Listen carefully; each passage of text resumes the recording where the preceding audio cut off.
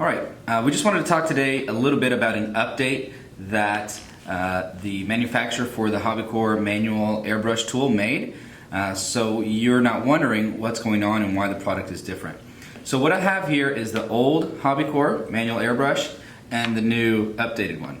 And the difference is mainly going to be on the latch. You're not going to notice the latch on the new one to hold the reservoir in place.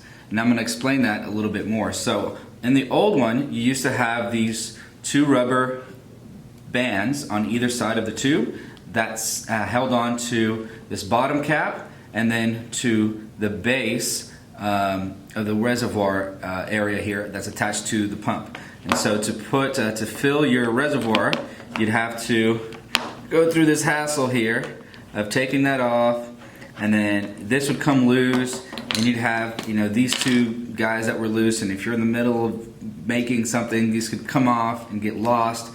And so I'm sure some of you had quite a bit of headache with this mechanism in the past. And so Hobbycor went and ditched and did away with all of this. And so on the new pump, it's rather than having that latch, they reinforced the way the top works here, and you can now see that there's a hole here and a hole in the back that you didn't see in the old one. In the old one, the only way for this to hold on here was with these latches. So on the new one, you can now see that the reservoir has two notches, and that on the pump itself there are two holes to receive those notches.